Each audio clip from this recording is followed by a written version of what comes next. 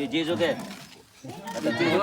જો ચલો પછી ચેતનના પપ્પા તમને બતાવ્યા, આ ચેતનના દાદા છે, એમના પપ્પાના પપ્પા. તો મિત્રો ખાસ જણાવવાનું અમને પણ નવાઈ લાગે છે, એમના દાદાને 110 વર્ષ થયા છે. 110 વર્ષની અંદર એ હેડી શકે છે, કામ કરી શકે છે, તો આપણે તો નવાઈ લાગવાની છે. 110 વર્ષ આ બાજુ તો આપણે તો 90-95 વર્ષ એટલે ખાટલામાં જમવાનું આલવું પડે, અને આ બાજુ એમની વિસ્તાર રહેવાનો ખોરાક એવો દેશી ખોરાક એમના પ્રમાણે 110 વર્ષ થયા છે. તો બાબારી હજી પણ ખૂબ જીવન લાંબુ આવે એવી દિલથી પ્રાર્થના. તો આ બાજુ લાવો, આ ચેતનની ગાડી છે, જુઓ ગીત ચાલ્યું ઘૂઘરા, જણા જણા ઘૂઘરા. એના પછી આ ગાડી પણ લાવી છે, નવું મકાન પણ કર્યું છે. આ જૂનું ઘર હતું, તમે જોઈ શકો.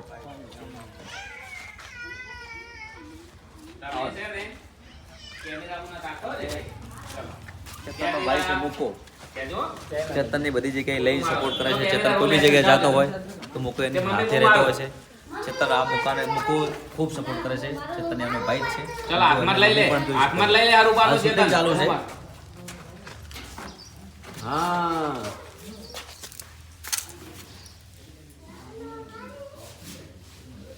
બહુ સરસ. ફરીથી લઈ ફરી ભાઈ છે તમારે આખો ક્લોઝ હો.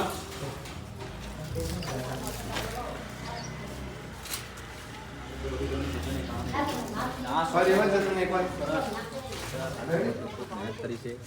સોંગની અંદર એવું બતાવ્યું છે કે તમે તમારા જીવનમાં તમારા મા બાપની ખૂબ સેવા કરો. બધાથી મોટા ભગવાન આપણા મા બાપ જ છે. પહેલાં આપણા મા બાપને રાજી કરો, પછી આપણી કુળદેવીને, પછી ભગવાનને જે માનતા હોય, પણ બધાથી મોટા ભગવાન તો આપણા મા બાપ છે. આ સોંગની અંદર અમે એવું બતાવ્યું છે.